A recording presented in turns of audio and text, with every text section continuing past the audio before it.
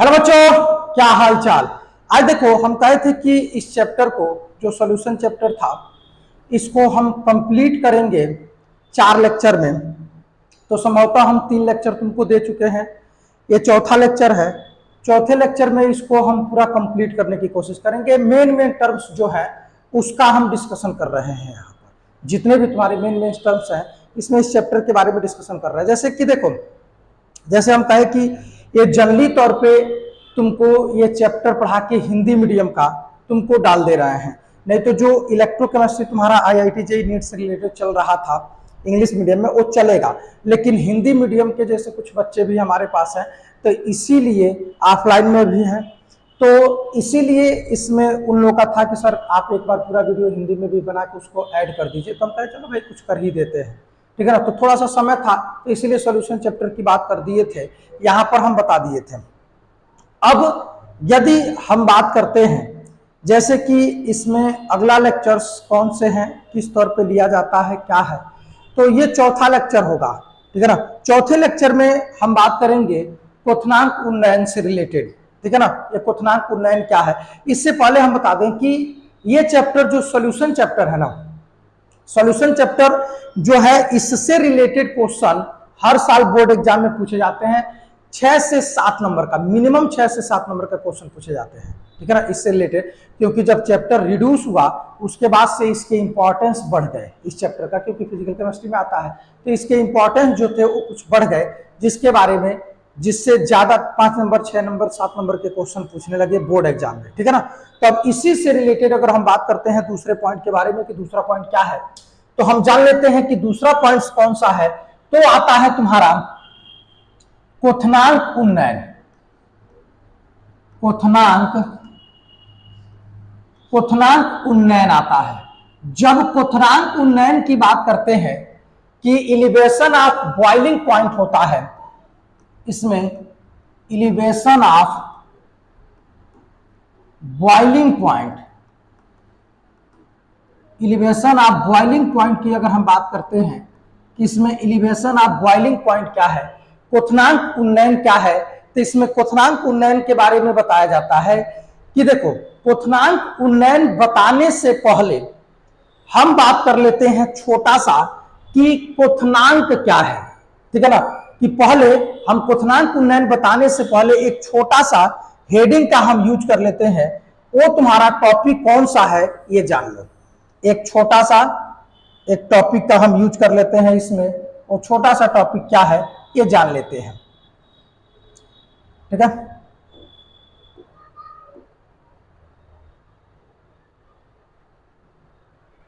उस छोटे से टॉपिक में क्या है, क्वथनांक के बारे में कहा जाता है कि क्वथनांक क्या है, ठीक है। क्वथनांक से रिलेटेड अगर हम बात करते हैं, बॉइलिंग पॉइंट की बात करते हैं, क्वथनांक क्या है, तो क्वथनांक के रिलेटेड की बात कर लेते हैं कि देखो, कहा जाता है कि क्वथनांक वह ताप है, जैसे क्वथनांक की बात करते हैं, बॉइलिंग पॉइंट की बात की जाती है, तो क्वथनांक वह ताप है जिस पर वाष्प दाब का मान वायुमंडलीय दाब के बराबर हो जाता है। जिस पर वाष्प दाब का मान जो होता है वायुमंडलीय दाब के क्या हो जाता है, बराबर हो जाता है वाष्प दाब का मान। जैसे हम कोई कंटेनर लेते हैं, इसमें इस कंटेनर में हम लिक्विड को लिए हैं, इस कंटेनर में हम लिक्विड को लिए हैं, ठीक है ना। कोई लिक्विड है, जैसे मान लेते हैं कि अरे भाई सॉल्वेंट ही ले लो, लिक्विड हम मान लिए हैं, तुम सॉल्वेंट कर लो यार, इसमें जल ही ले लो, वाटर ले लो। इसमें वाटर की कंडीशन अगर हम बात करते हैं कि इसमें लिया जाता है, तो इस कंडीशन में हम ले लिए। अब क्या किए कि इसको हीट करना शुरू किए, इसको हीट करना क्या किए, शुरू किए। जब इसको हीट करना शुरू करते हैं तो जो लिक्विड लिए हैं वे वेपर फॉर्म में, ऐसे वेपर फॉर्म में जाना वायुमंडल में शुरू हो जाता है, यानी कि वाष्पित होना शुरू हो जाता है। यह तुम्हारा जब हीट करते हैं, अरे भाई जल को उबालते हैं ना, जब जल को उबालते हैं, वाटर को जब उबाला जाता है तो वाष्पित होता है, वाष्प के रूप में वायुमंडल में मिलता है। तो यही कहा जाता है, मान लेते हैं सपोज दैट कि हम इसमें कोई लिक्विड को लिए, हीट करना शुरू किए, तो ये वाष्पित होना शुरू हुआ, यानी कि वाष्प के रूप में परिवर्तित होना शुरू हुआ। तो यानी कि कहा जाता है कि क्वथनांक वह ताप है जिस पर वाष्प दाब का मान, ये जो वाष्प दाब है ना वेपर, इसमें वाष्प दाब का मान जो होता है ना, इसमें वाष्प दाब का मान, वाष्प दाब का मान जो होता है यह तुम्हारा वायुमंडलीय दाब के बराबर हो जाता है। यहां पर तुम्हारा वायुमंडलीय दाब है, ये तुम्हारा वायुमंडलीय दाब है, तो ये तुम्हारा वायुमंडलीय दाब के क्या हो जाता है, बराबर हो जाता है। वायुमंडलीय दाब के क्या हो जाता है, बराबर हो जाता है। तो ये वायुमंडलीय दाब के बराबर हो जाता है, तो इससे ही क्वथनांक कहते हैं। ठीक है ना, क्या कहते हैं, क्वथनांक कहते हैं, बॉइलिंग पॉइंट बोला जाता है। इससे हम क्वथनांक कहते हैं, बॉइलिंग पॉइंट बोला जाता है कि क्वथनांक वह ताप है जिस पर वाष्प दाब का मान, यानी कि किसी लिक्विड को हीट करना शुरू किए, वे वाष्पित होना शुरू हुआ, तो उस पर वाष्प दाब का मान जो होता है वायुमंडलीय दाब के क्या हो जाता है, बराबर हो जाता है। तो वही क्वथनांक उन्नयन कहलाता है। चलो इस खूबसूरत सी बात को हम थोड़ा सा लिख लेते हैं कि ये मेन पॉइंट तुम्हारा कौन सा है। चलो भाई जान लेते हैं इस मेन पॉइंट के बारे में, हम इसमें बता दिए। तो ये मेन पॉइंट क्या है तुम्हारा, जान लो क्वथनांक के बारे में। तो कहा जाता है कि क्वथनांक वह ताप है, क्वथनांक क्वथनांक वह ताप है जिस पर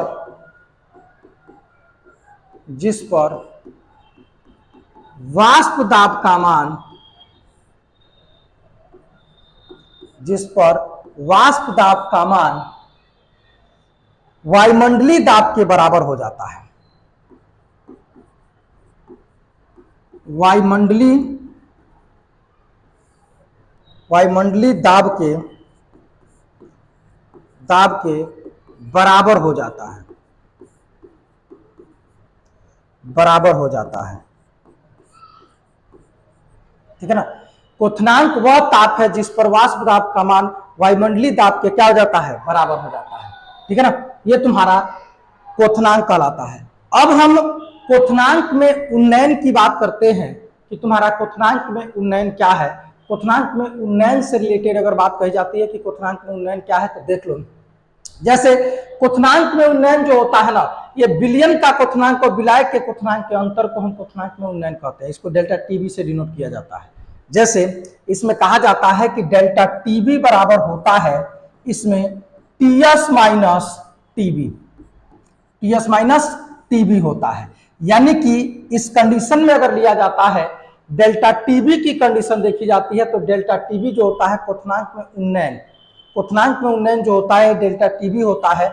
डेल्टा टीबी बराबर होता है TS minus TB. TS minus क्या होता है, टीबी होता है। तो ये टीएस माइनस टीबी की बात करते हैं, तो इसमें इस कंडीशन को लिया जाता है, तो इसमें बताया जाता है कि ये तुम्हारा विलयन का क्वथनांक है और ये तुम्हारा किसका है, विलायक का क्वथनांक है। एक तुम्हारा विलयन का क्वथनांक होता है और दूसरा विलायक का क्वथनांक। इन दोनों के अंतर को हम क्वथनांक उन्नयन कहते हैं। इन दोनों का अंतर क्या कहलाता है, क्वथनांक उन्नयन कहलाता है। इसमें जान लेते हैं कि क्या होता है। तो देखो इसके फार्मूले के अकॉर्डिंग, इसके फार्मूले के अकॉर्डिंग इसमें कहा जाता है, क्या कहा जाता है, विलयन के क्वथनांक, विलयन का क्वथनांक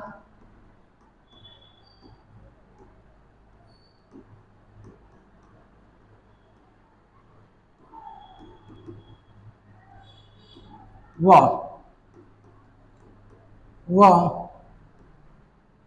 विलायक के क्वथनांक के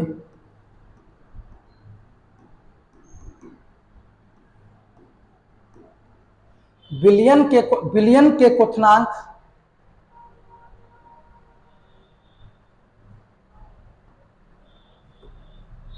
विलयन के क्वथनांक व विलायक के क्वथनांक के अंतर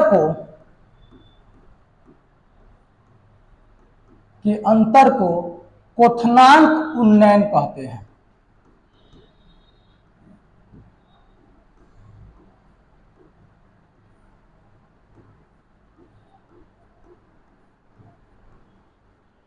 क्वथनांक उन्नयन कहते हैं। इसको डेल्टा टीबी से डिनोट करते हैं। तो इसमें डेल्टा टीबी बराबर जो होता है वह तुम्हारा होता है TS minus TB. TS minus क्या होता है, टीबी होता है। इस कंडीशन में अगर हम लेते हैं तो इसको दिखा सकते हैं यहाँ पर, यहाँ पर डेल्टा टीबी क्या है, क्वथनांक का उन्नयन है। ये तुम्हारा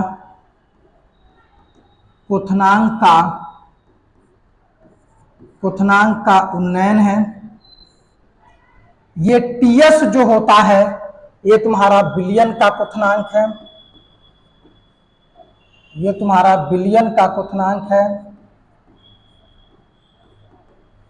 बिलियन का क्वथनांक है। टीबी जो होता है यह तुम्हारा विलायक का क्वथनांक है, विलायक का क्वथनांक होता है। ठीक है ना, इसमें इस कंडीशन को लिया जाता है, यानी कि इस प्रोसेस में बताया जाता है कि तुम्हारी प्रोसेस क्या है, तो इस कंडीशन में इस प्रोसेस को हम ले सकते हैं। ठीक है ना, ये इसमें आ गया जो जो टर्म्स थे। अब अगली कंडीशन की बात करते हैं कि तुम्हारा अगला कंडीशन कौन सा है, तो उसमें निकाला जाता है क्वथनांक के उन्नयन के अनुभार विलेय के अनुभार की गणना। क्वथनांक के उन्नयन से क्वथनांक के उन्नयन के अनुसार विलेय के अनुभार की गणना। क्वथनांक के उन्नयन के अनुसार क्वथनांक के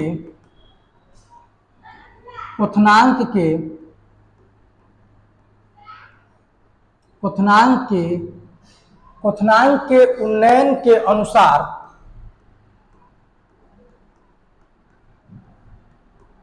विलेय के अनुभार की गणना,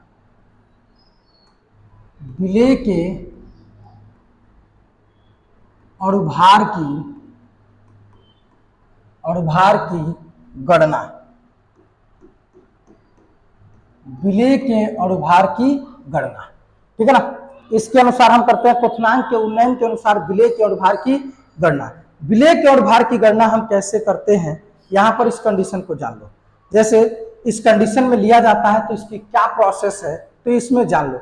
जैसे इसमें कहा जाता है कि जो क्वथनांक के उन्नयन के अनुसार हम विलेय के अनुभार की गणना करेंगे, तो जो क्वथनांक में उन्नयन जो होता है ना, डेल्टा टीबी जो होता है वह मोललता के समानुपाती होता है। जो डेल्टा टीबी होता है वह तुम्हारा मोललता के समानुपाती होता है। अर्थात कहने का तात्पर्य क्या है कि किसी विलयन का क्वथनांक उन्नयन,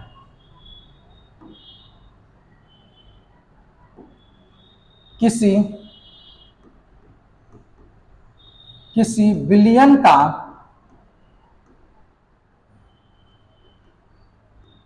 विलयन का क्वथनांक उन्नयन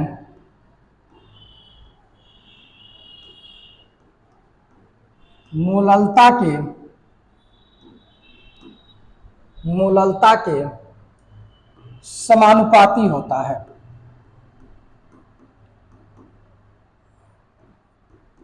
समानुपाती होता है, अर्थात डेल्टा टीबी जो होता है समानुपाती होता है किसके, मोललता के। समानुपाती किसके होता है, मोललता के। जब समानुपाती का चिन्ह हटाते हैं तो कोई ना कोई नियतांक लगाते हैं, तो डेल्टा टीबी बराबर यहां लगा देंगे केबी इंटू यम, मोललता है। इसमें इस कंडीशन में लिया जाता है तो इसमें लिया जाता है केबी। अब मोललता के कंडीशन में अगर हम बात करें तो इसको लिख सकते हैं W by M into 1000 upon capital W gram में। ठीक है ना, तो हमको निकालना क्या है, हमको क्वथनांक के उन्नयन के अनुसार विलेय के अनुभार की गणना करना है, यानी कि यम का वैल्यू केवल क्रॉस मल्टीप्लाई कर देंगे तो यम इज इक्वल टू हो जाएगा KB into W by delta TB into 1000 upon capital W gram में। ठीक है ना, इस कंडीशन में लेते हैं, यहां पर ये तुम्हारा उन्नयन स्थिरांक है केबी। अब केबी की बात करते हैं, केबी मोलल उन्नयन स्थिरांक कहलाता है। केबी जो होता है ना, ये तुम्हारा मोलल उन्नयन स्थिरांक कहलाता है। मोलल उन्नयन स्थिरांक बोला जाता है, इसको हम केबी को मोलल उन्नयन स्थिरांक कहते हैं। ठीक है ना, यहां पर एक कंडीशन बताई जाती है, तो कंडीशन क्या है ये जान लो।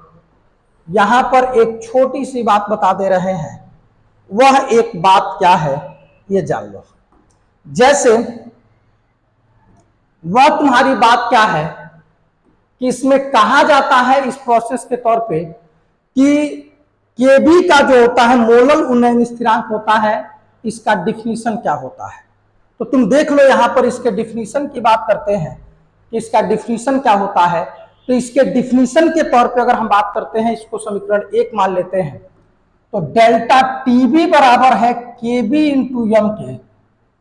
केबी इंटू किसके हैं, यम के, यहां पर लिया जाता है। तो केबी इंटू यम के है, तो अगर हम मान लें इफ यदि यम इज इक्वल टू 1, तो जो डेल्टा टीबी होगा वह केबी के क्या होगा, बराबर होगा। डेल्टा टीबी जो होगा वह केबी के क्या होगा, बराबर होगा। जो डेल्टा टीबी होता है वह केबी के क्या होता है, बराबर होता है। इस कंडीशन में लिया जाता है, यानी कि यदि किसी विलयन की मोललता इकाई होती है, या कह सकते हो यदि किसी विलयन की मोललता 1 होती है, तो क्वथनांक में उन्नयन ही जो होता है वही तुम्हारा मोलल उन्नयन स्थिरांक कहलाता है। यानी कि डेल्टा टीबी जो होता है वो केबी के क्या होता है, बराबर हो जाता है। जो डेल्टा टीबी जो होता है वो केबी के क्या हो जाता है, बराबर हो जाता है। इस कंडीशन को लिया जाता है, ठीक है ना। एक छोटी सी बात थी जिसका हम डिस्कशन किए, यहां पर इसका डेफिनेशन पूछा जाता है, अर्थात कह सकते हैं यदि किसी विलयन की मोललता इकाई होती है, यदि किसी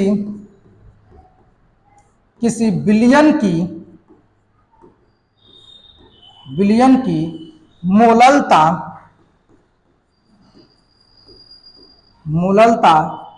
इकाई होती है,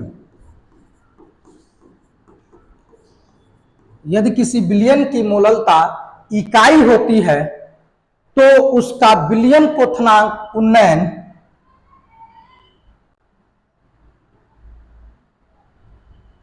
होती है, तो उसका क्वथनांक उन्नयन मोलल उन्नयन स्थिरांक कहलाता है। मोलल उन्नयन स्थिरांक कहलाता है,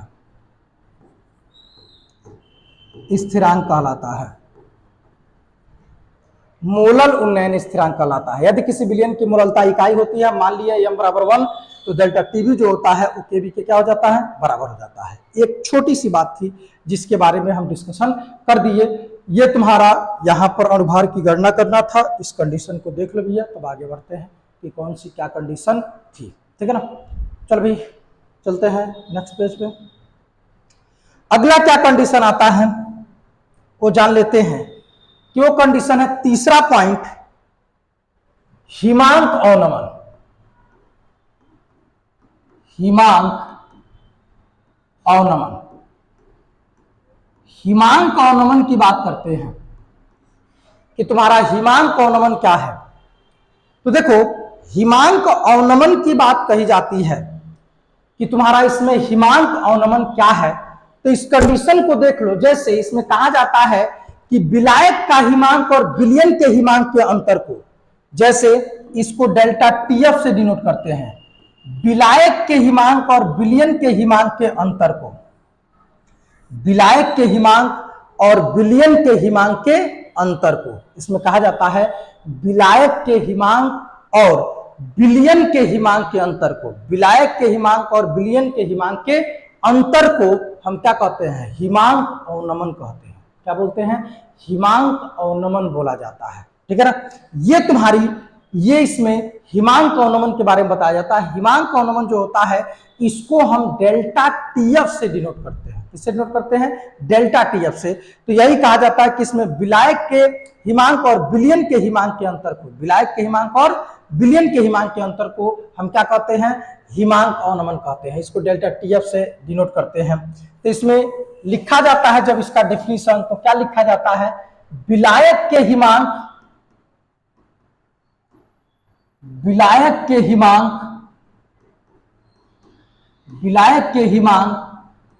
व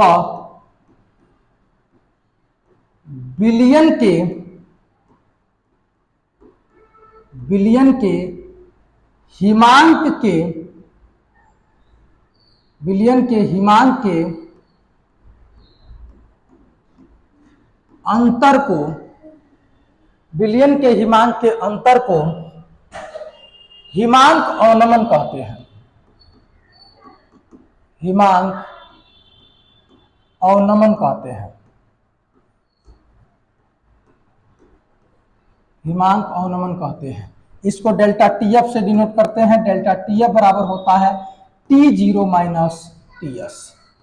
डेल्टा टीएफ बराबर जो होता है वह तुम्हारा T0 माइनस टीएस होता है, ठीक है ना। इसमें अगर बात ली जाती है कि इसकी क्या कंडीशन है, किस तौर पे लेते हैं, इसकी क्या प्रोसेस है, तो इसमें तुम जान लो, ठीक है ना। इसकी यह प्रोसेस है, इस कंडीशन में इसको लिया जाता है। ये डेल्टा टीएफ से डिनोट करते हैं। इसमें इस बात को याद रख लेना कि तुम्हारा विलायक के हिमांक, ये जो तुम्हारा होता है वह तुम्हारा इस कंडीशन में, इसको हम कहते हैं विलायक का हिमांक, विलायक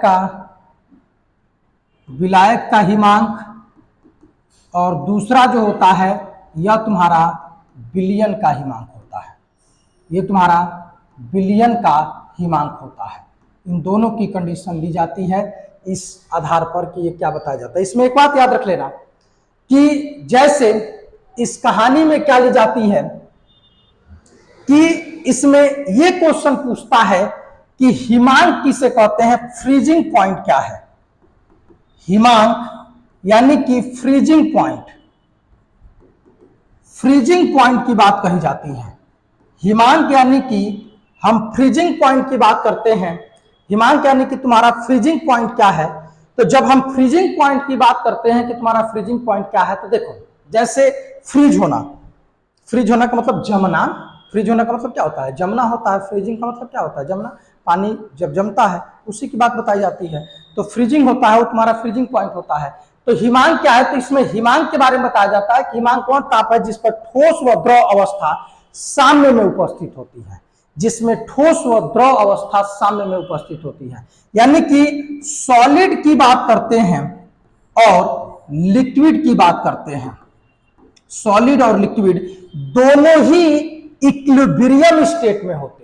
दोनों किस स्टेट में होते हैं, इक्विलिब्रियम स्टेट में होते हैं, यानी कि इक्वल होते हैं। यानी कि सॉलिड से लिक्विड प्राप्त कर सकते हैं, पुनः लिक्विड से सॉलिड को प्राप्त कर सकते हैं। तो दोनों इक्विलिब्रियम स्टेट में होते हैं। दोनों किस में होते हैं, इक्विलिब्रियम स्टेट में होते हैं। तो इसको हम हिमांक कहते हैं। इसको हम क्या बोलते हैं, हिमांक। ये तुम्हारा इक्विलिब्रियम है, यानी कि अगर सॉलिड है तो ये अगर गलना शुरू किया तो लिक्विड फॉर्म में जाएगा, लिक्विड है तो जमना शुरू हुआ तो किसमें आएगा, सॉलिड फॉर्म में। दोनों इक्वल फॉर्म में होते हैं। मतलब ये कह सकते हो कि सॉलिड से लिक्विड, लिक्विड से सॉलिड को प्राप्त करते हैं, ठीक है ना।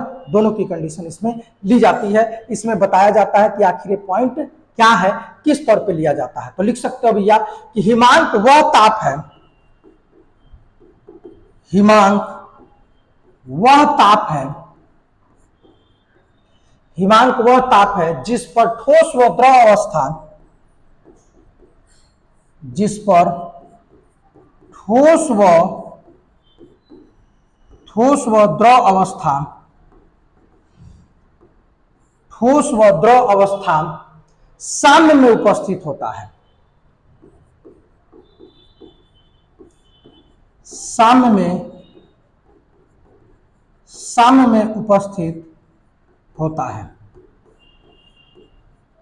साम्य में उपस्थित होता है, ठीक है ना। इसमें T0 का वैल्यू जो होता है ना, विलायक का हिमांक जो होता है वह विलयन के हिमांक से अधिक होता है। इस बात को याद रख लेना।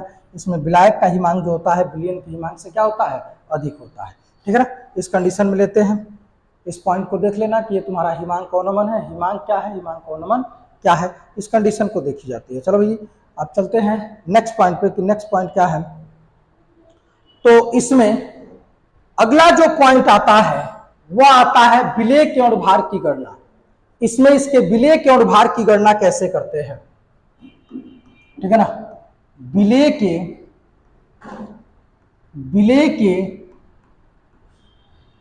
के और भार की गणना।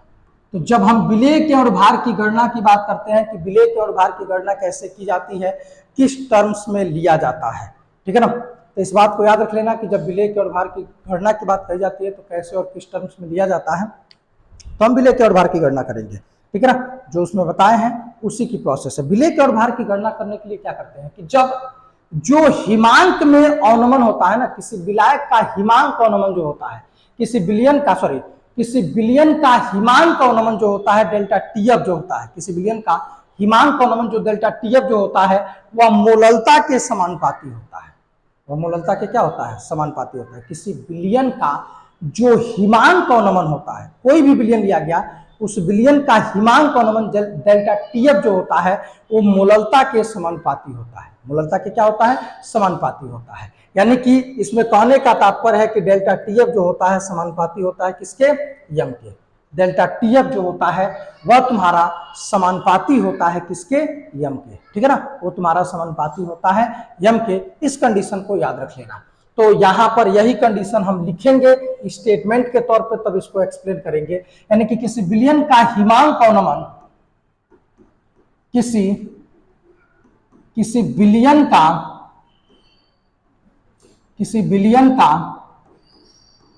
हिमांक अवनमन, किसी बिलियन का हिमांक अवनमन मोललता के समानुपाती होता है। मोललता के समानुपाती होता है। मोललता के समानुपाती होता है। ठीक है ना, अर्थात कहने का मतलब है कि डेल्टा टीएफ समानुपाती होगा किसके? यम के। जब समानुपाती का चिन्ह हटाते हैं तो कोई ना कोई नियतांक लगाते हैं, तो यहां पर लगाएंगे डेल्टा टीएफ बराबर हो जाएगा के एफ इंटू यम। यम मोललता है, इसको ब्रेक कर देंगे। तो जब ब्रेक करेंगे तो क्या होगा? Delta TF is equal to K F, ये तुम्हारा W by M into 1000 upon capital W होगा किसमें? ग्राम में। मोललता की कंडीशन है, एक कैपिटल डब्ल्यू होगा किसमें? ग्राम में होगा। इसमें यम की और भार की गणना करना है, यम का क्रॉस मल्टीप्लाई कर लेंगे तो यम इज इक्वल टू हो जाएगा K F into W by delta T F into 1000 upon capital W gram में। कैपिटल डब्ल्यू किसमें होता है? ग्राम में। इस कंडीशन को लिया जाता है, इस प्रोसेस को इसमें दिखाया जाता है कि यम is equal to K F into W upon delta T F 1000 अपान इतना। के एफ मोलल अवनमन स्थिरांक होता है।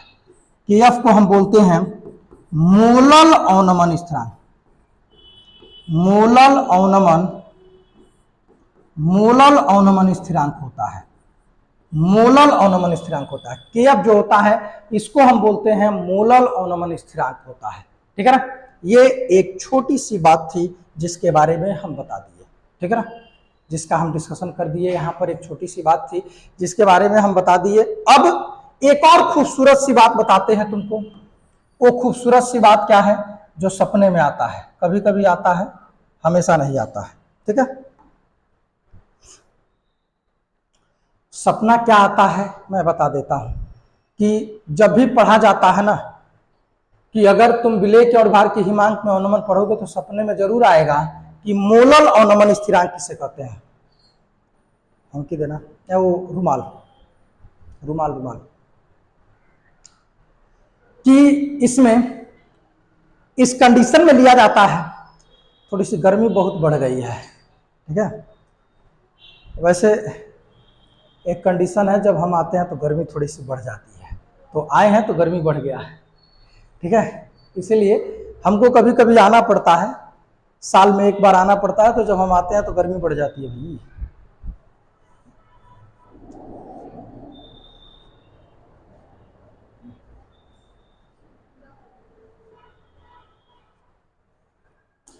इसमें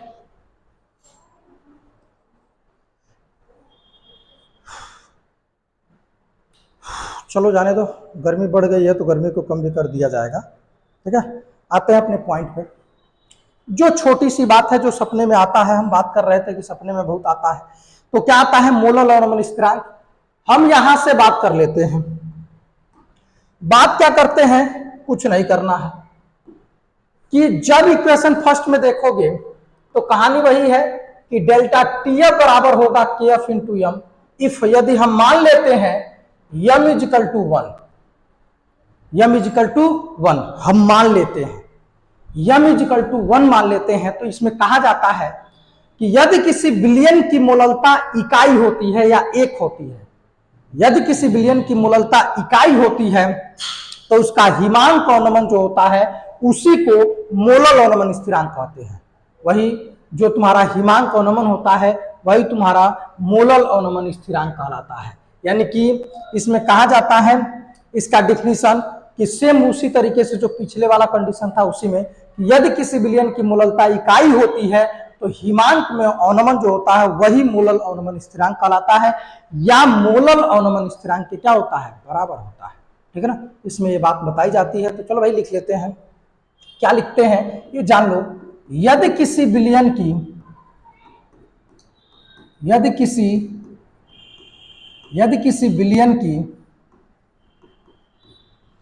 विलयन की मोललता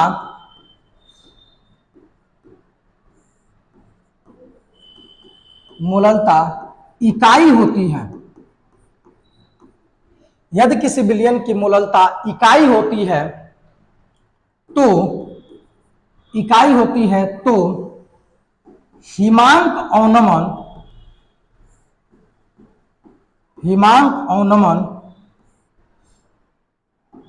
मोलल उन्नयन स्थिरांक कहलाता है। मोलल उन्नयन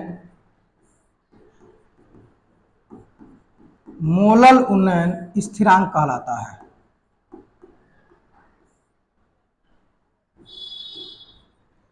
मोलल उन्नयन स्थिरांक कहलाता है। ठीक है ना, इसमें तुम कह सकते हो कि मोलल अवनमन स्थिरांक क्या है, तो इस कंडीशन में बताया जाता है कि तुम्हारा मोलल उन्नयन स्थिरांक क्या है। इस कंडीशन में हम दिखा दिए। ठीक है ना, इस पॉइंट को नोट करो। चलते हैं नेक्स्ट पेज पे। वो क्या है, इसमें अब बहुत अच्छी बात आती है। क्या, चौथे पॉइंट को बताने से पहले बताया जाता है प्रासरण के बारे में कि प्रासरण क्या है। जब हम प्रासरण शब्द का ऑस्मोटिक का यूज करेंगे तो उसमें एक शब्द यूज करेंगे, वो शब्द क्या होगा, वो होगा अर्धपारगम्य झिल्ली, सेमी परमिएबल मेम्ब्रेन।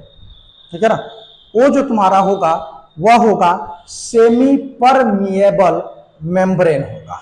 ठीक है ना, उसमें बहुत घबराने की आवश्यकता नहीं है, उसकी बात हम बता रहे हैं कि उसमें क्या होगा। तो उसकी कंडीशन है तुम्हारा होगा सेमी परमिएबल मेम्ब्रेन।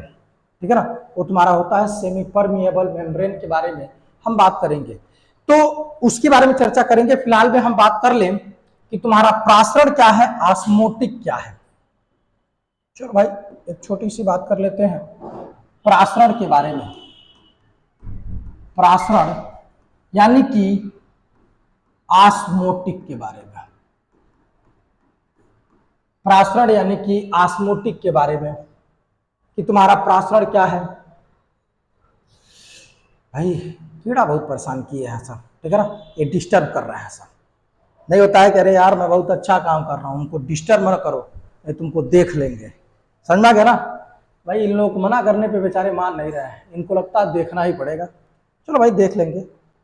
आते हैं प्रासरण के बारे में। तो प्रासरण क्या प्रक्रिया है जिसमें विलायक के और कम सांद्रण वाले विलयन से अधिक सांद्रण वाले विलयन की ओर अर्धपारगम्य झिल्ली से होकर प्रवेश करते हैं।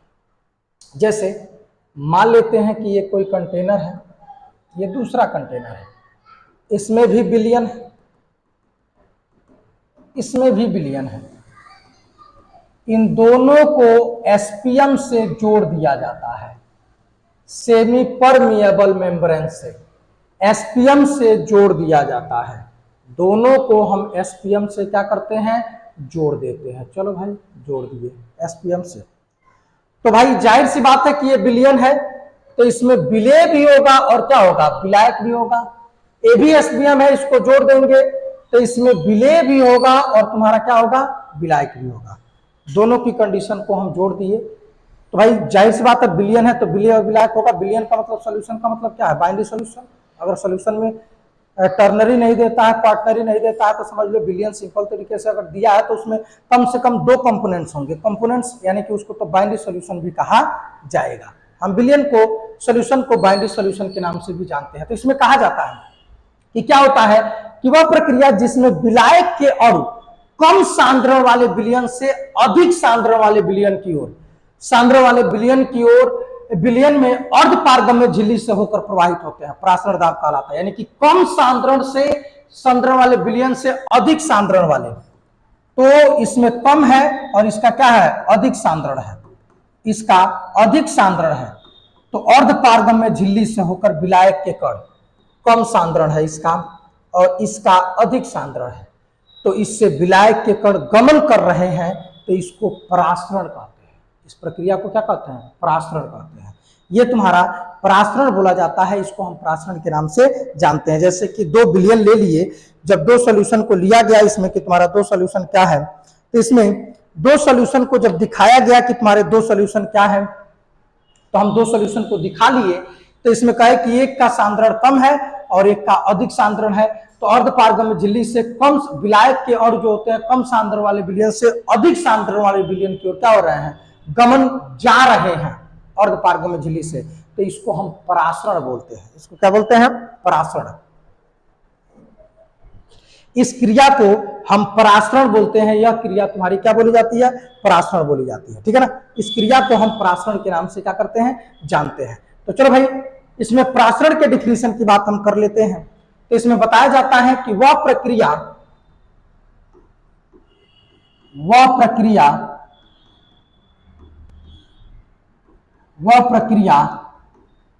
जिसमें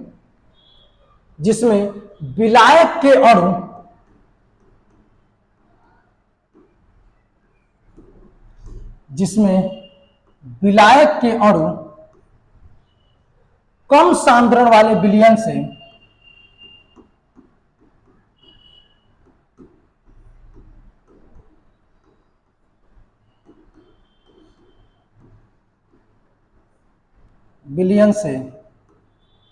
कम सांद्रण वाले विलयन से अधिक सांद्रण वाले विलयन में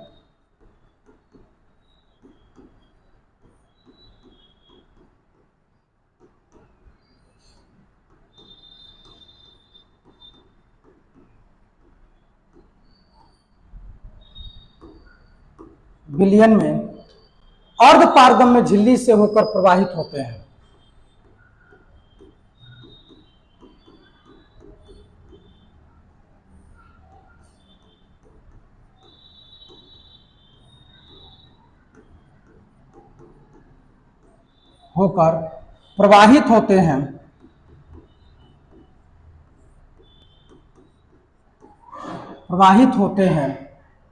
परासरण कहलाता है।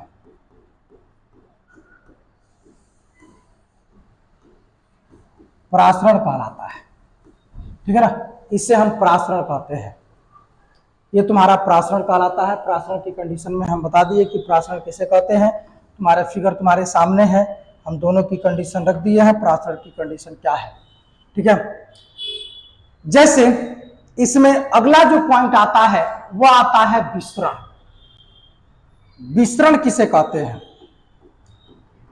विसरण की बात अगर हम करें कि तुम्हारा विसरण क्या है, तो विसरण की कंडीशन में बताया जाता है, तो इसका अपोजिट चलता है। जैसे तुम इसका विसरण का डिफिनीशन जानने से पहले एक एग्जांपल जान लो कि इसमें इसका एग्जांपल क्या है, किस तौर पे लिया जाता है। इसके एग्जांपल की बात करते हैं, तो इसमें इसका एग्जांपल क्या है, तो जैसे कहा जाता है एग्जांपल की प्रक्रिया में कि जैसे तुम जल ले लेते हो और रंग का छोटा सा टुकड़ा उसमें डालते हो और घोलते हो, तो छोटा सा टुकड़ा पूरे विलयन में फैल जाता है। पूरे विलयन में क्या होता है, फैल जाता है और पूरा वो जल तुम्हारा क्या हो जाता है, पूरा जल रंगमय हो जाता है। इसी क्रिया को विसरण कहते हैं। इसी क्रिया को हम क्या कहते हैं, विसरण कहते हैं। यह क्रिया तुम्हारी विसरण कहलाती है। इसको हम विसरण के नाम से जानते हैं। यह क्रिया तुम्हारी विसरण कहलाती है। इसे हम विसरण के नाम से क्या करते हैं, जानते हैं। इस क्रिया को हम विसरण कहते हैं। तो इसमें कहा जाता है कि किसी विलेय को विलायक में घोलने पर विलेय का कणों का अधिक सांद्रण से कम सांद्रण की ओर, इसमें क्या था, वह प्रक्रिया जिसमें विलायक के अणु कम सांद्रण वाले विलयन से अधिक सांद्रण वाले विलयन की ओर जाते हैं। कम सांद्रण वाले विलयन से, इसमें क्या है कि कणों का अधिक सांद्रण से कम सांद्रण वाले विलयन की ओर स्वतः गत कर समांगी विलयन बना लेना विसरण कहलाता है। इसी का जस्ट अपोजिट होगा। जैसे एग्जाम्पल में हम बताए हैं कि रंग पूरे बाल्टी में पानी है, उसमें रंग का एक छोटा सा टुकड़ा डालते हैं और घोलते हैं, पूरा रंग उस बाल्टी के पानी में क्या हो जाता है, फैल जाता है और पूरा बाल्टी का पानी रंगमय हो जाता है। क्या हो जाता है, रंगमय हो जाता है। तो इस प्रक्रिया को हम विसरण बोलते हैं। इस प्रक्रिया को हम क्या बोलते हैं, विसरण बोलते हैं। यह प्रक्रिया तुम्हारी विसरण कहलाता है। तो जैसे इसमें लिख सकते हैं कि किसी विलेय को विलायक में घोलने पर, किसी विलेय को विलायक में घोलने पर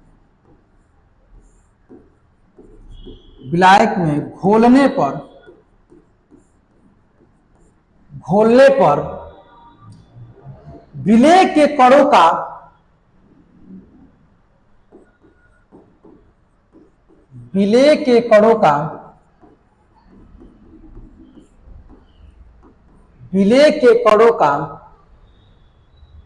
अधिक सांद्रण से कम सांद्रण की ओर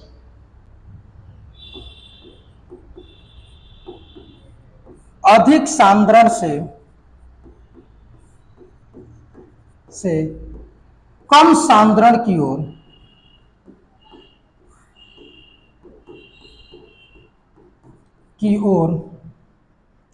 किसी विलेय को विलायक में घोलने पर विलेय के कणों का अधिक सांद्रण से कम सांद्रण की ओर स्वतः गति कर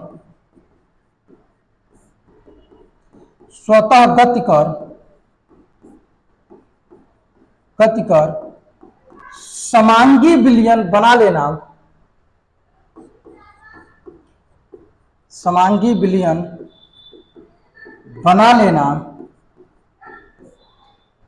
लेना, विसरण कहलाता है। विसरण कहलाता है। ठीक है ना। ये विसरण की कंडीशन में बताया जाता है। जैसे एग्जाम्पल के तौर पे अगर ले सकते हो तो इसमें लिया जाता है कि तुम्हारा क्या रंग का एक टुकड़ा जल में डालने पर संपूर्ण विलयन रंगीन हो जाता है। रंग का टुकड़ा जल में डालने पर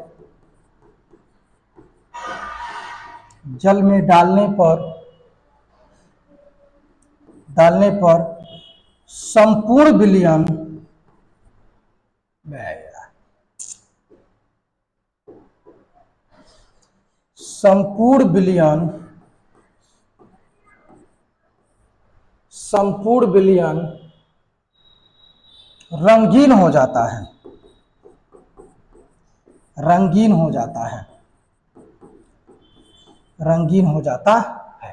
ठीक है ना। एक कंडीशन थी अर्धपारगम्य झिल्ली की कंडीशन हम बता दे रहे हैं यहीं पर कि अर्धपारगम्य झिल्ली क्या है कि अर्धपारगम्य झिल्ली अपने में से होकर केवल विलायक के अणुओं को गुजरने देती है, विलेय के अणुओं को गुजरने नहीं देती है।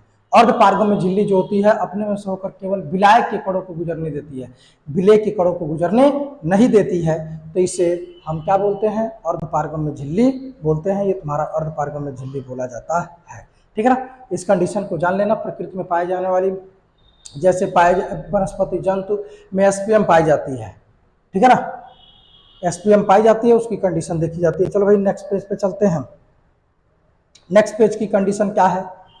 अब तुम्हारा आता है चौथा पॉइंट, प्रासरण दाब। अब प्रासरण की क्रिया को बता दिए, अब प्रासरण दाब की बात बता रहे हैं कि प्रासरण दाब की कंडीशन क्या है।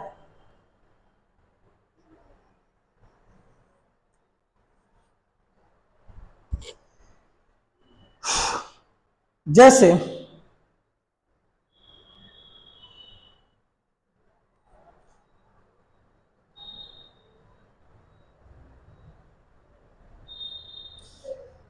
हम जल ले लिए, ऐसे इस कंटेनर को दिखा दिए। एक कंटेनर है,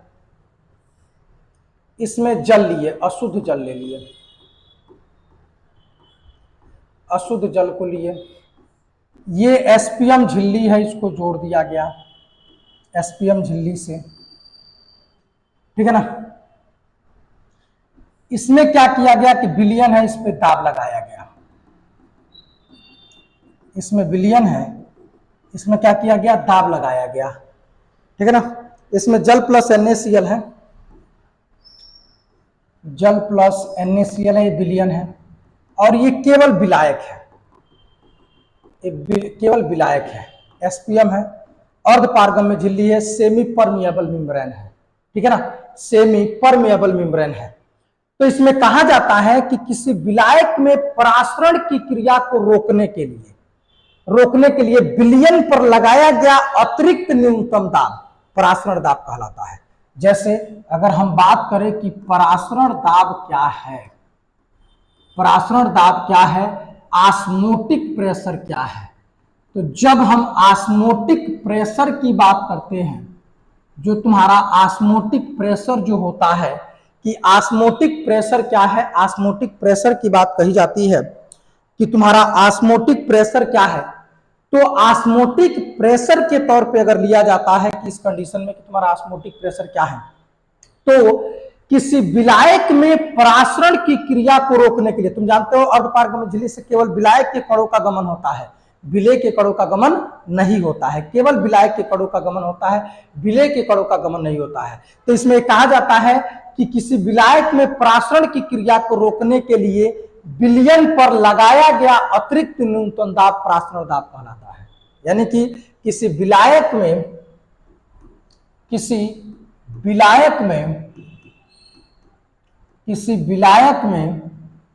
की क्रिया को रोकने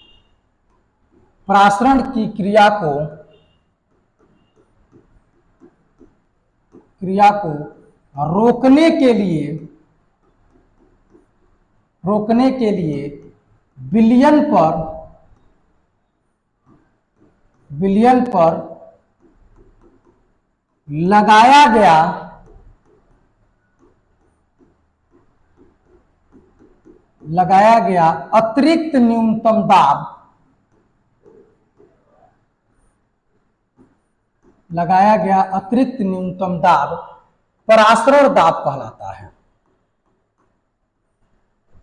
परासरण दाब कहलाता है, ठीक है ना। यही इसके क्रिया को रोकने के लिए लगाया गया अतिरिक्त न्यूनतम दाब क्या कहलाता है, परासरण दाब कहलाता है, ठीक है ना।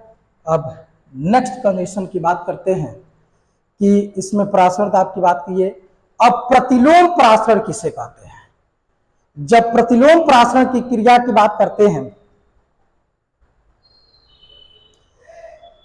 देखो प्रतिलोम परासरण या व्युत्क्रम परासरण,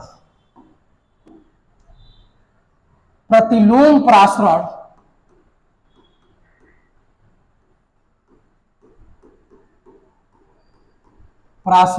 या व्युत्क्रम परासरण,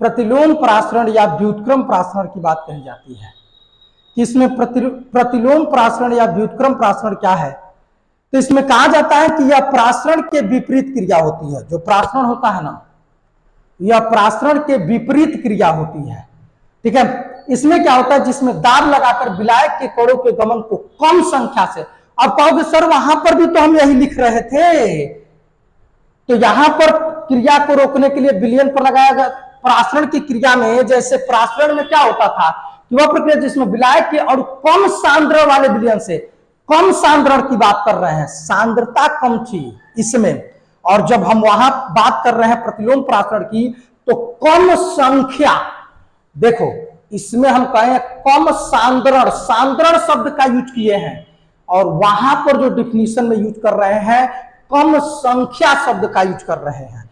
तो इस बात को याद रख लेना, कम सांद्रण और कम संख्या दोनों में अंतर है। हम स्टेटमेंट में जो यूज कर रहे हैं, यहां पर यूज किए हैं कम सांद्र वाले विलयन से अधिक सांद्र वाले विलयन में अर्धपारगम्य झिल्ली से होकर प्रवेश होता है, और उसमें क्या कर रहे हैं, कम संख्या से अधिक संख्या, यानी कि दोनों अलग अलग है, संख्या और सांद्रण दोनों अलग अलग है, संख्या और सांद्रण दोनों क्या है, अलग अलग कंडीशन है। इस बात को याद रख लेना, ठीक है ना। तो जब इसमें यह बात कही जाती है, तो इसमें क्या आता है कि यह परासरण के विपरीत क्रिया होती है। यह परासरण के विपरीत क्रिया होती है। विपरीत क्रिया होती है। यह परासरण की क्या होती है? विपरीत क्रिया होती है, यानी कि परासरण के उल्टा होता है, जिसमें दाब लगाकर विलायक के कणों के जिसमें दाब लगाकर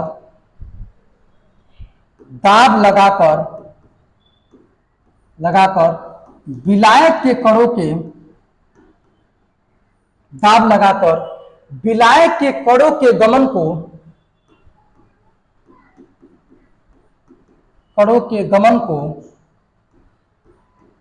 विलायक के कणों के गमन को कम संख्या से अधिक संख्या की ओर किया जाता है। गमन को कम संख्या से अधिक संख्या की ओर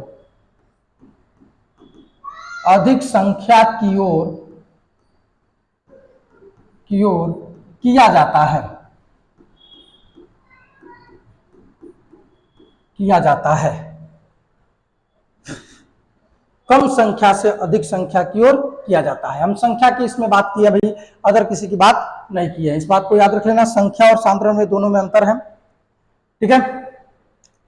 अब यदि हम बात करते हैं विलेय के और भार की गणना आदर्श गैस समीकरण से परासरण दाब के लिए किया जाता है, क्योंकि परासरण दाब के फार्मूले का यूज किए नहीं है, केवल परासरण दाब का डिफिनीशन बताए हैं, तो वहां पर इस टर्म्स का यूज कर लेते हैं। कि इस टर्म्स का यूज क्या करेंगे? देखो भैया, मैं पहले ही कह रहा हूं, कीड़ों की संख्या बढ़ रही है लगातार, ठीक है ना, इसमें बढ़ने पर हमको दिक्कत हो जाएगा।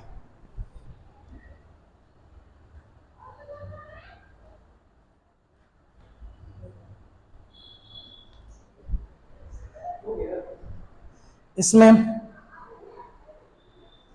अब देखो, अभी तीन चार छोटा छोटा टॉपिक है, 3-4 स्लाइड है, उसमें अभी तुम्हारा कंप्लीट हो जाएगा।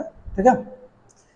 कि इस कंडीशन में कि देखो, जब यदि हम बात करते हैं, जैसे कंटिन्यू अगर पढ़ाना है, वन साइड में पढ़ाना था, तो जैसे कि वन साइड तो था नहीं, क्योंकि इस चैप्टर को थोड़ा सा कुछ डीपली लेके गए हैं, तो तुम्हारे इस टर्म्स आए हैं, थोड़ा बहुत ये चीजें होती हैं। तो जैसे अब हम बात करते हैं विलेय के और भार की गणना परासरण दाब के लिए। विलेय के और भार की गणना, जब विलेय के और भार की गणना करेंगे तो आदर्श गैस समीकरण से, तुम जानते हो आदर्श गैस समीकरण से, तो क्या होता है आदर्श गैस समीकरण? पीवी बराबर होता है एनआरटी के। पीवी बराबर किसके होता है? एनआरटी के। या इसको लिख सकते हैं पाई भी बराबर होता है एनआरटी के। पाई भी बराबर किसके होता है? एनआरटी के। पाई बराबर अगर हम बात करें तो इसमें ट्रांसपोज करते हैं तो क्या होगा? पाई बराबर हो जाएगा एन बाई भी आर टी के। एन बाई भी जो होता है सांद्रता होता है, क्योंकि ये कहानी बचपन से पढ़ते आ रहे हो,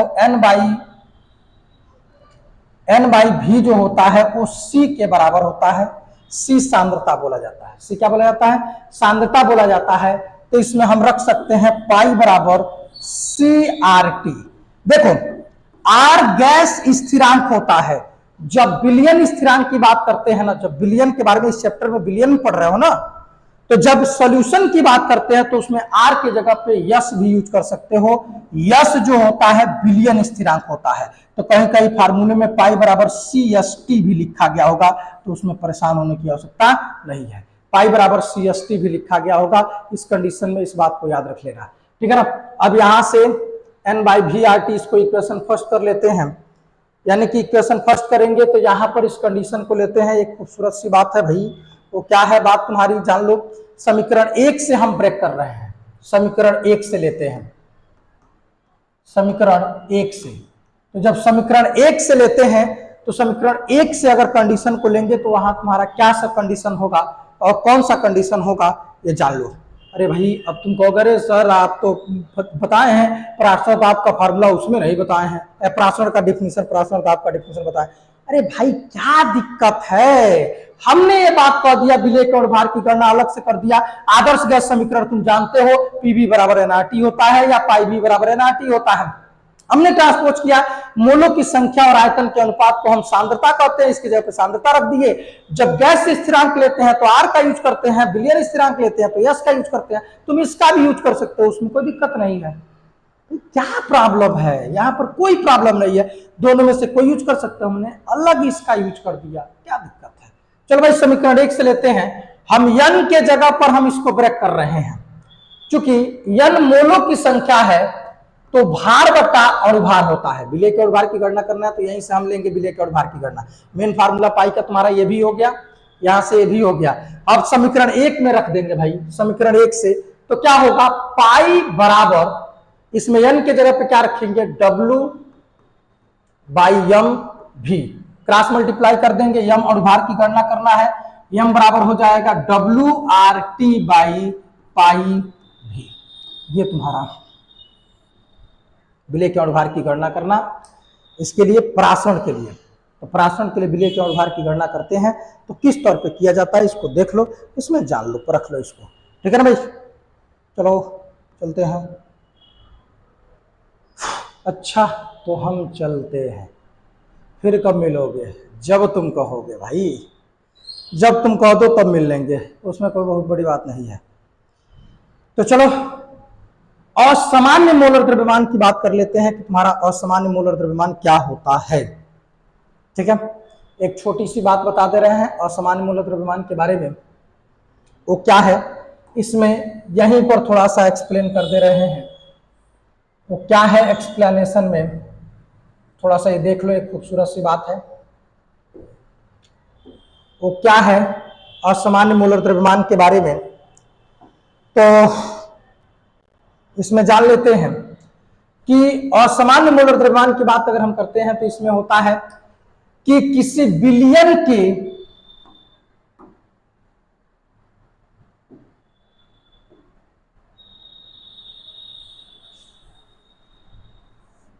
इसमें असामान्य मोलर द्रव्यमान की बात करते हैं कि किसी बिलियन में विलेय के कण संगुणित अथवा वियोजित होने पर, कोई भी बिलियन है, मान लेते हैं कि ये कंटेनर है, इसमें तुम्हारा कोई बिलियन है, सॉल्यूशन है भाई, बिलियन है, सॉल्यूशन है, इसमें सपोज दैट मान लेते हैं कि कोई सॉल्यूशन है, तो किसी बिलियन में विलेय के कण संगुणित होते हैं, संगुणित का मतलब इकट्ठा होते हैं या वियोजित होते हैं, अथवा वियोजित होने पर, वियोजित होने का मतलब टूटते हैं, वियोजन का मतलब क्या होता है, टूटना, संगुणन का मतलब क्या होता है, इकट्ठा होना।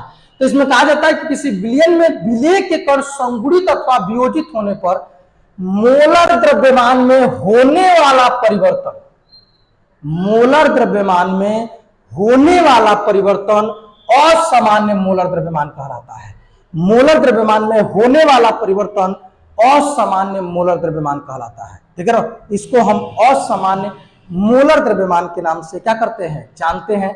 ये तुम्हारा असामान्य मोलर द्रव्यमान कहलाता है, इसे हम असामान्य मोलर द्रव्यमान के नाम से जानते हैं। ठीक है ना, इसी में आता है वान हाफ गुणांक के बारे में, वान हाफ फैक्टर आता है कि असामान्य मोलर द्रव्यमान को समझाने के लिए वान हाफ ने इकाई प्रतीक प्रदर्शित किया जिसे हम वान हाफ गुणांक कहते हैं। ये भी लिख सकते हो, अगर कुछ भी नहीं आता है तो ये डिफिनीशन लिख के आ जाना सही होगा। ठीक है ना, इसमें क्या बताया गया कि असामान्य मोलर को समझाने के लिए वान हाफ ने अपना एक प्रतीक आई प्रदर्शित किया जिसे हम वान हाफ गुणांक कहते हैं, जिसे हम क्या कहते हैं, वान हाफ गुणांक कहते हैं। इस कंडीशन में लिया गया, एक खूबसूरत सी बात थी भाई, वो कौन सी बात थी, मैं यहाँ पर दिखा दिया। अब यही इसको जब इस कंडीशन को लिया जाता है तो वो क्या लिया जाता है कंडीशन में, जान लो कि जो तुम्हारा असामान्य वान हाफ गुणांक था, वान हाफ गुणांक की बात करते हैं तो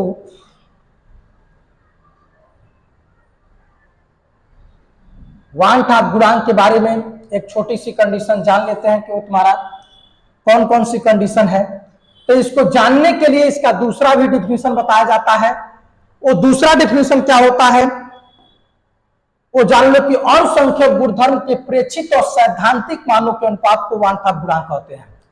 अणुसंख्यक गुणधर्मों के प्रेक्षित व सैद्धांतिक मानों के अनुपात को, और संख्या गुणधर्मों के प्रेक्षित मान और सैद्धांतिक मान, इन दोनों के अनुपात को हम वन हाफ गुणांक कह सकते हैं। और आई बराबर जितना फार्मूला पढ़े हो, जैसे डेल्टा पी अपन डेल्टा पी प्रेक्षित, डेल्टा पी सैद्धांतिक हो जाएगा, डेल्टा टी भी प्रेक्षित अपन डेल्टा पी क्या हो जाएगा, सैद्धांतिक हो जाएगा, डेल्टा टी एफ प्रेक्षित अपन डेल्टा टी एफ, ये तुम्हारा डेल्टा टी एफ है। जितने भी फार्मूले हैं इसका यूज कर सकते हो, प्रेक्षित अपन डेल्टा टी एफ सैद्धांतिक मान का यूज कर सकते हो, इक्वल हो जाएगा पाई प्रेक्षित अपन पाई सैद्धांतिक। जितना भी फार्मूला पढ़े हो उन दोनों के अनुपात को ले सकते हो, आई बराबर डेल्टा पी प्रेक्षित अपन डेल्टा पी सैद्धांतिक, डेल्टा टी भी प्रेक्षित अपन डेल्टा टी भी सैद्धांतिक, इस कंडीशन में लिया जाता है तो इस टर्म्स में ले सकते हैं।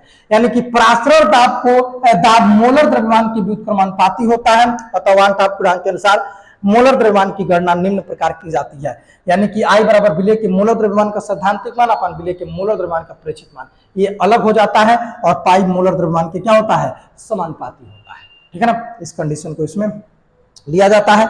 चलते हैं नेक्स्ट पेज पे। नेक्स्ट पेज की क्या कंडीशन है तो जान लेते हैं कि इसमें जानते हैं कि उस कंडीशन को दिखाया गया है तो किस तौर पे कि वियोजन के मान की गणना करते हैं। इसमें कि वियोजन के मान की गणना करेंगे कि वियोजन के मान अल्फा की गणना कैसे करते हैं, तो ये फार्मूला देख लो, वही सेम उसमें यूज कर देंगे। देखो, जैसे किसी पदार्थ के कुल अणुओं से साम्य में वियोजित अणुओं की संख्या को उस पदार्थ की वियोजन की मात्रा कहते हैं। जैसे कोई रिएक्शन है A इक्वल टू Na, तो प्रारंभ में A की मात्रा 1 मान ले रहे हैं, Na की मात्रा क्या मान ले रहे हैं, 0 मान ले रहे हैं, तो 30 समय बाद इसकी मात्रा n अल्फा हो जाएगी, तो ये 1 माइनस अल्फा होगा। n मोलों की संख्या है, अल्फा हो जाती है तो ये 1 माइनस अल्फा होगा।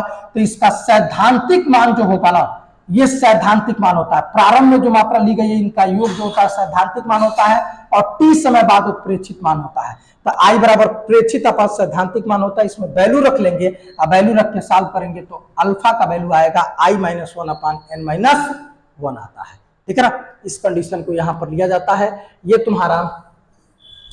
तुम्हारा आता है वियोजन की मात्रा अल्फा की गणना, अल्फा बराबर I minus 1 upon n minus 1।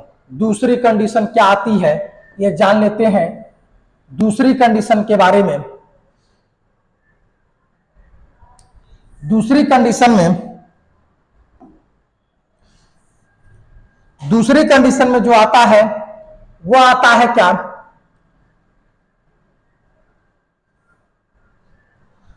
वो आता है तुम्हारा संगुणन की मात्रा अल्फा इकट्ठा होना।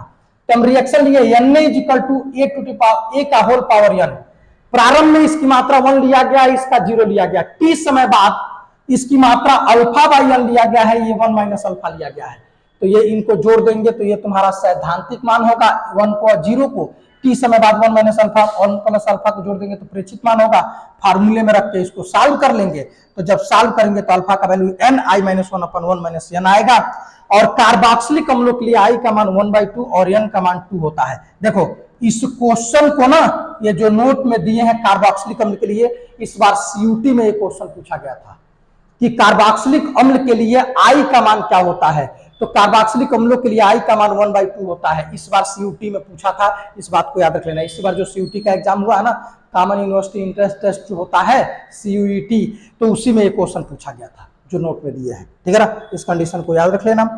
बाकी की कंडीशन अगर हम बात करते हैं तो इसमें आदर्श विलयन की बात करते हैं कि आदर्श विलयन क्या है, इस कंडीशन में लिया जाता है। आदर्श विलयन के बारे में तो जान लो कि आदर्श विलयन क्या है।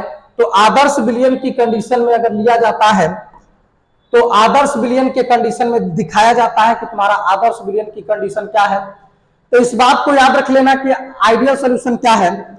तो इसमें बताया जाता है कि जब विलय विलय विलायक विलायक आकर्षण का मान विलय विलायक आकर्षण मान के क्या हो जाता है, बराबर हो जाता है।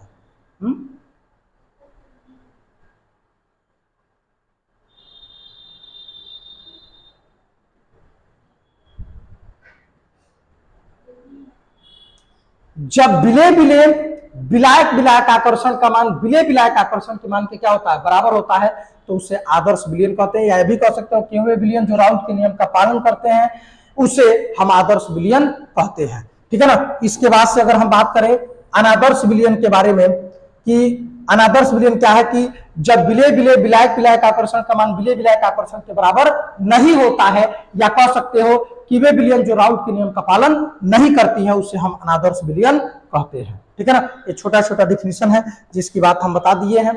अब आते हैं सेकेंड लास्ट पेज पे कि धनात्मक विचलन के बारे में आते हैं, ऋणात्मक विचलन की बात आती है।